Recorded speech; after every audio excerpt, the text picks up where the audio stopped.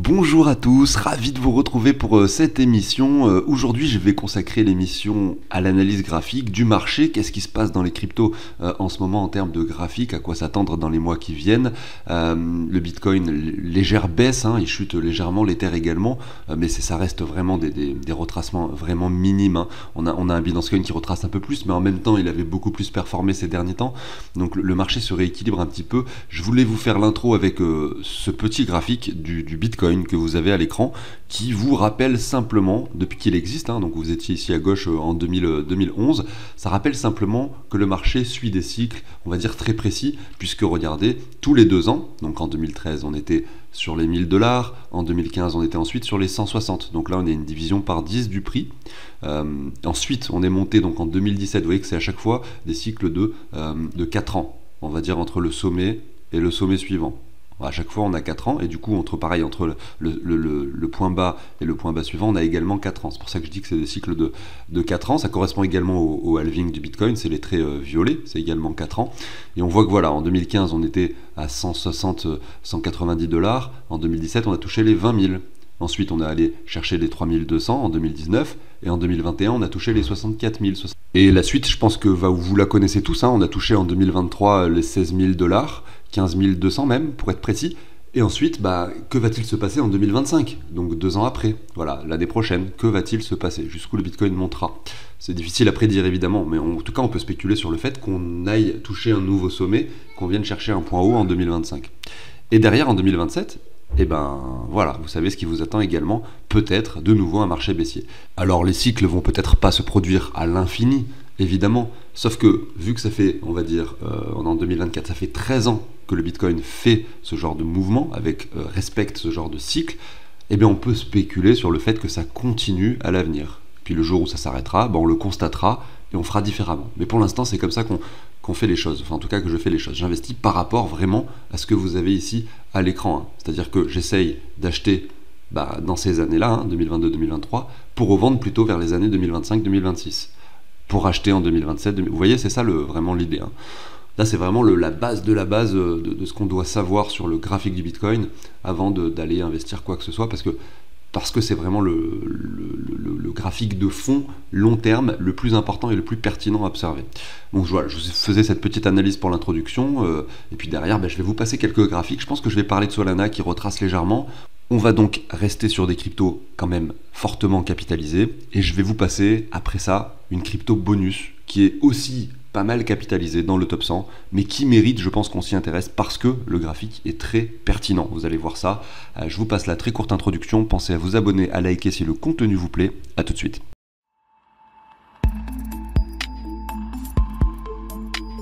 Alors avant de débuter, 2 choses. Il y a un groupe Telegram privé sur lequel je communique avec vous. Je vous réponds en vocaux pour les personnes qui ont des questions. On partage des crypto-pépites sur ce groupe. On partage des actualités. On partage beaucoup de choses. D'ailleurs, merci à ceux qui ont rejoint le groupe. J'espère bien sûr que ça vous plaît. N'hésitez pas d'ailleurs à le dire dans les commentaires. Et puis voilà, je vous dis à très bientôt pour ceux qui sont intéressés. La deuxième chose, c'est que je vous partage un outil qui va simplement récapituler tout ce que vous avez dans votre portefeuille, même si vous avez de l'argent sur 10 plateformes et que vous avez 50 cryptos différentes, même si c'est sur MetaMask, si c'est sur... Voilà. Vous allez simplement sur cet outil, rentrer vos cryptos, les prix s'affichent automatiquement et s'actualisent chaque heure.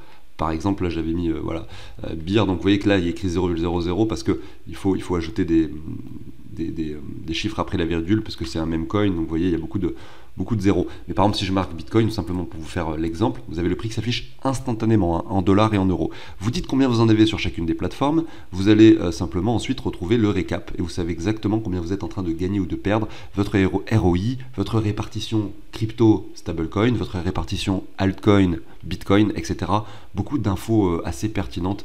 Pour en savoir plus, il y a une émission que j'ai créée pour ça, vous l'avez dans la description, et également vous avez le site de Cryptorganize si vous souhaitez l'obtenir. Alors on va faire un petit peu les différents graphiques aujourd'hui. On a le Bitcoin sur lequel on va zoomer, le graphique long terme, on l'a vu en introduction. Je vais me mettre par exemple sur de l'hebdomadaire pour commencer. On peut observer sur l'hebdomadaire que le sommet avait été atteint donc le 11 mars 2024, on est venu chercher les 73 500 $ à peu près. Depuis, il y a eu un retracement assez puissant qui nous a ramené aux 57. Et maintenant, on navigue entre ces deux bornes. Voilà, c'est ce qu'on appelle un range. Et c'est un range sur une zone haute, sur un point de résistance, sur le graphique long terme. Si on regarde la chose, on voit qu'on est sur un point de résistance. Donc concrètement, c'est sûr que c'est pas... C'est pour ça que je le mets en rouge d'ailleurs, c'est pas forcément une zone d'achat en soi, plutôt une zone de vente. Maintenant, quand on connaît la temporalité, donc si vous vous rappelez du graphique que je vous ai passé il y a quelques minutes en introduction, on peut se dire que potentiellement, ça reste quand même hyper pertinent d'essayer d'acheter en ce moment, surtout sur des bougies rouges, par exemple comme celle de cette semaine où on est passé de 69 à 66. Ça reste une très faible baisse, mais sur les altcoins, ça peut être beaucoup plus. Vous avez un moins 10% sur le Binance Coin, moins 9% sur Solana, donc c'est pas forcément déconnant d'aller investir. On voit que le Toncoin par exemple se comporte très bien, il prend la 10e place.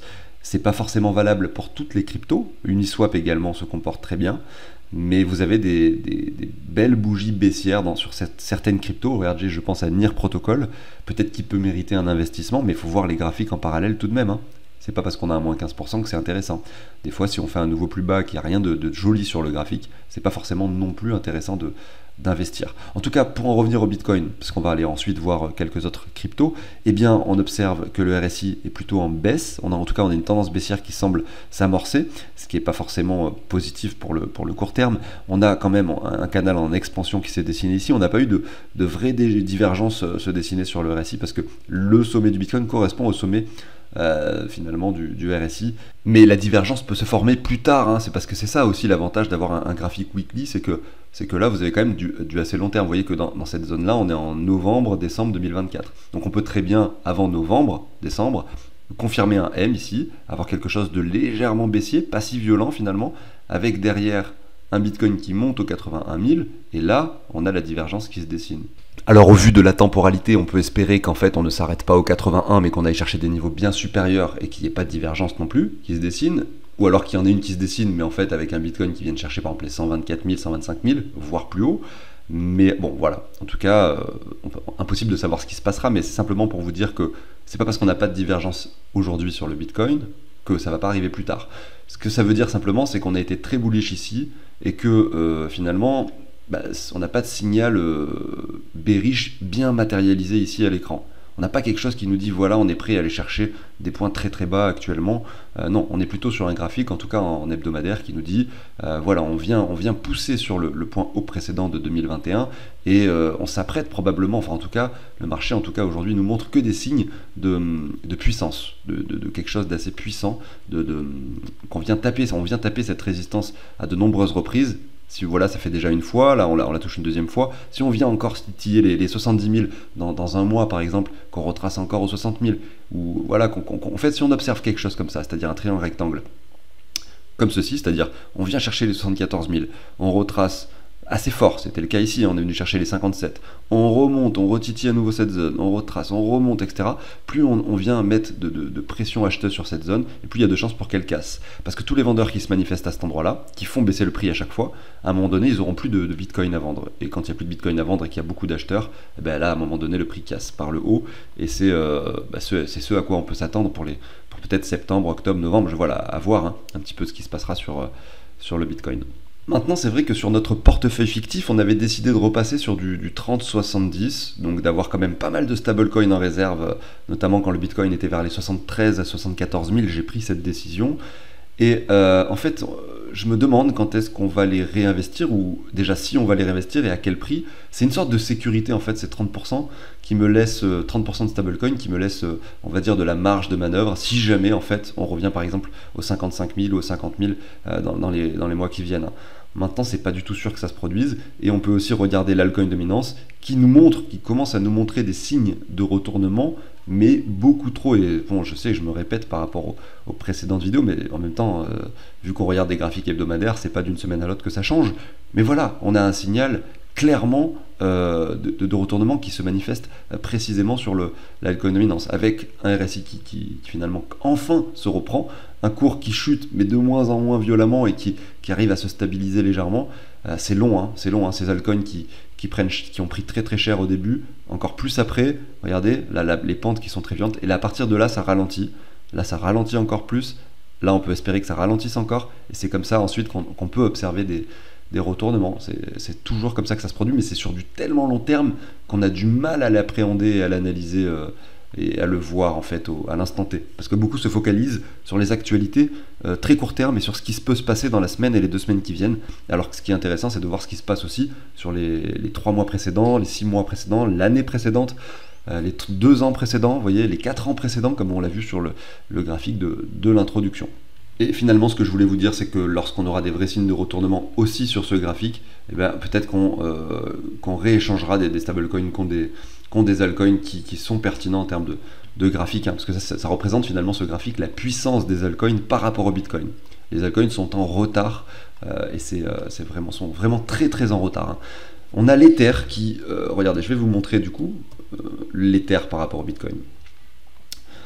Parce que finalement, les altcoins sont en retard, oui, mais l'Ether, par contre, a pris 20% assez récemment, avec l'histoire des ETF, l'acceptation de l'Ether en ETF, et qui, regardez sur le RSI également, nous montre cette divergence. En fait, c'est le leader des altcoins, et quand on regarde l'altcoin dominant, c'est le graphique de l'Ether par rapport au Bitcoin, on a vraiment quelque chose de similaire à l'écran, avec quelque chose de un peu plus prononcé, un RSI qui se reprend assez fortement, notamment avec cette bougie également, et là en fait on peut s'attendre vraiment à ce que l'Ether se reprenne aussi, même si c'est trop précoce, on est toujours dans ce canal baissier, il faudrait réussir à venir casser ce canal dans un premier temps, et voir si on arrive en fait à se reprendre. Si on a un Ether qui revient qui revient dans cette zone des 0,09 Bitcoin, et qu'on le casse par le haut, il y a des chances en fait qu'on aille chercher des niveaux beaucoup plus hauts, notamment parce qu'on aurait cette sorte de W1, regardez, très très long terme, hein, je reviens sur le long terme, qui peut se produire sur l'Ether. Voilà, il est peut-être mal dessiné mon W1, on peut espérer qu'en fait ça se produise plutôt fin 2025, début 2026, ça peut être un bon timing en fait pour venir casser ce point de résistance pour l'Ether, avec pourquoi pas par la suite un Ether qui monte au 0,15 Bitcoin. Voilà. Donc maintenant, si on le regarde l'Ether par rapport du coup au dollar, pour se faire cette petite analyse également, on voit qu'il s'est fortement repris, mais on voit que par rapport au Bitcoin, le retard il est quand même toujours présent. Alors que le Bitcoin a fait un ATH, l'Ether lui est quand même loin de son niveau haut des 4900 $, puisqu'on a touché que seulement les 4000, et on est revenu vers chercher les 2800 et on se stabilise dans cette zone. Mais ça reste quand même un graphique assez joli encore par rapport à d'autres altcoins qui ont beaucoup plus de retard. Je vous fais un exemple comme ça au pif avec le Polkadot. Voilà, alors que le Polkadot a touché, je vous refais le même raisonnement, hein, les 55 $ finalement en 2021, aujourd'hui on n'est que sur les 6,19 $. Donc autant vous dire que et c'est toujours le cas, hein, quand on est en pleine phase d'euphorie, de marché aussi, etc., tout le monde se focalise sur les altcoins. Parce que les altcoins, c'est là où on peut se faire beaucoup d'argent. Sauf que derrière, vous avez un Polkadot qui passe des 55 aux 6 $, et qui aujourd'hui est toujours, il a même touché les 4 $ et aujourd'hui il est sur les 6. Donc vous voyez qu'il y a quand même une division très importante, hein, de 87%, c'est énorme, hein, ça veut dire que le prix est quasiment divisé par 10. Et ben vous avez cette division-là, et en parallèle, si vous aviez à l'inverse sécurisé votre portefeuille avec du Bitcoin, au lieu d'avoir un portefeuille qui a divisé sa valeur par 10, vous êtes revenu à l'équilibre, parce que le Bitcoin, lui, est revenu sur son précédent sommet, il a même dépassé récemment. Donc oui, on ne veut jamais investir sur le Bitcoin, parce que c'est pas la crypto qui va nous rapporter le plus, et voilà, c'est la moins volatile, on ne peut pas faire des x10 ou des x100, mais sur le long terme, c'est la plus sécurisante. Hein. Attention, hein, vous avez un Polkadot ici, et en plus c'est une crypto capitalisée, Polkadot, c'est pas le dernier... c'est pas la dernière des cryptos, hein, donc vous imaginez un peu, quand vous avez un portefeuille full altcoin, comment ça peut être très compliqué de perdurer dans le temps. Vous pouvez gagner beaucoup d'argent sur le très court terme, par contre sur le long terme, vous pouvez vous retrouver en négatif en fait. Hein. Alors que, en vous sécurisant avec de l'Ether, du Bitcoin et du Binance Coin en majorité, vous avez moins ce risque. Alors je parle de ces 3 cryptos, donc je vous montre aussi le Binance Coin. Le Binance Coin, lui, il a un graphique exceptionnel, parce que c'est la seule crypto, le Binance Coin, c'est la seule crypto qui en fait, alors je parle pas des nouvelles cryptos qui ont vu le jour après 2021, parce que celles-ci, elles n'ont pas l'historique précédent pour faire la comparaison, et puis de toute façon, il y a toujours l'euphorie du début, avec les levées de fonds, le manque de liquidité qui peut faire que la crypto monte fortement, etc. Donc je compare pas avec ça, je compare simplement ce qui est comparable, et parmi les cryptos qui étaient présentes en 2021, je pense que celle-ci, c'est la plus résiliente. Parce que, regardez, si vous la comparez au Bitcoin, eh ben, elle aussi, elle a fait un nouveau sommet. Son sommet, c'était les 689. On est venu toucher la semaine dernière les 725 $, ce qui est incroyable. Voilà, et son graphique montre cette résilience du fait aussi que lors de la chute, le Binance Coin n'a pas perdu plus que 72%, vous voyez. Et donc, si vous prenez le prix du Binance Coin avant le bull run précédent et le prix lors du bear market, quand on a touché les 200 $ et que c'était quand même bas, bah vous avez quand même un x8, donc vous voyez que ça c'est assez extraordinaire. Voilà, bon c'était la petite aparté. Alors que dire sur ce graphique du Binance Coin? Bah évidemment on retrace cette semaine, évidemment on est venu faire un ATH, donc le retracement est tout à fait logique, on retourne sur les 600 $, voilà, et ça reste quelque chose d'extraordinaire déjà de faire un nouvel ATH. Il va falloir que maintenant on travaille cette zone pendant un moment, peut-être avant de la casser vers le haut, si jamais ça doit arriver sur le Binance Coin.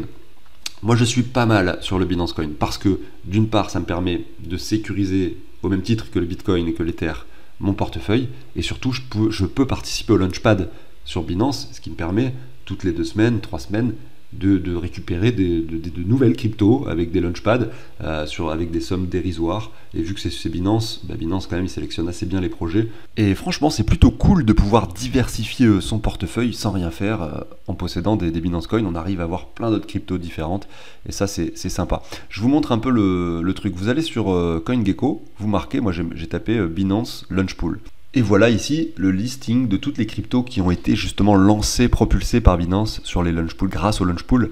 Et vous avez regardé des cryptos qui sont quand même très connus et très capitalisés. Hein. SUI, ENA, BIM, vous avez vu, c'est quand même assez fou en fait de se dire que même si je descends, je scroll, regardez, je suis toujours dans le top 100, 200, 300, 400, 500, 600, il y a vraiment quand même pas mal de choses. Et chacune de ces cryptos sont bénéfiques pour votre portefeuille. Parce que par exemple, j'en sais rien, je vais vous donner un exemple vraiment au pif, parce qu'en vrai je connais pas le...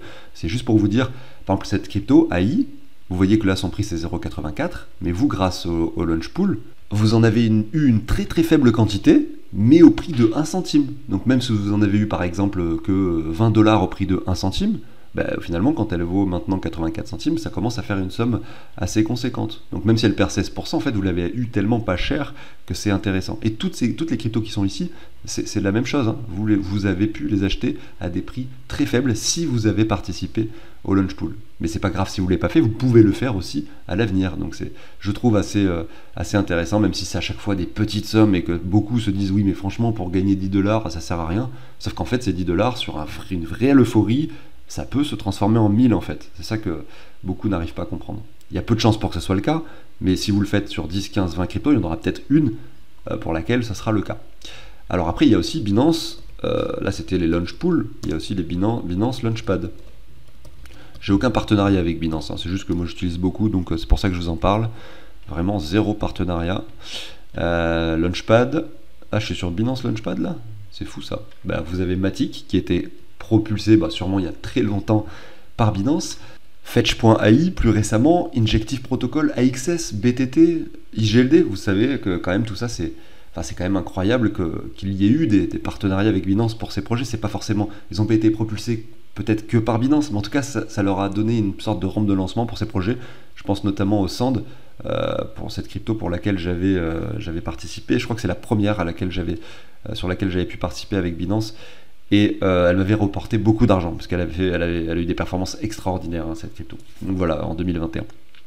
Donc, vous avez vraiment beaucoup de choses, beaucoup de projets. Et je pense que beaucoup l'ignorent, hein, d'ailleurs, qu'il y a eu un rapport, hein, à un moment donné entre ces projets et Binance. Bon, je vais vous parler maintenant de la dernière crypto dont je voulais vous parler. Projet assez récent, on l'a analysé de fond en comble il n'y a pas si longtemps que ça, sauf que le prix continue de chuter, donc c'est pour moi tout à fait intéressant de vous en reparler, puisqu'on réintègre cette ZR entre les 316, et d'ailleurs la ZR, regardez, elle descend jusqu'aux 191 $, donc c'est TAO, hein, je ne sais pas si je l'ai dit, TAO, BitTensor, Et voilà, on retourne sur cette zone des 316 $, c'est-à-dire la zone de rechargement qu'on commence à réintégrer. Donc tout à fait pertinent d'aller investir, je pense, sur ce projet. On a cette ligne de tendance qui est bien dessinée, qui est, on va dire, malléable, un petit peu comme ceci, hein. Vous voyez que par rapport aux bougies, aux clôtures, je ne suis pas forcément hyper précis, mais je pense que dans cette zone, on a de très bonnes zones, de très bons niveaux d'achat. Malgré tout, c'est vrai qu'entre la borne haute et la borne basse de cette zone de rechargement, on a quand même 37% de variation, donc toujours raisonné par palier. Mais voilà, je voulais vous montrer ce petit graphique qui est juste fabuleux, je trouve. Après, une crypto qui a subi une euphorie très importante, sur laquelle j'ai commencé à m'intéresser, je me disais, ah bah tant pis, j'ai pas acheté, c'est pas grave, on verra plus tard. Mais là, maintenant, je commence sérieusement à me poser la question.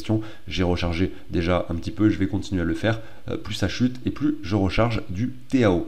Voilà, j'arrive sur la fin de cette émission. Merci à tous de m'avoir écouté. Je vous souhaite une excellente journée. À très bientôt sur la chaîne. Ciao tout le monde.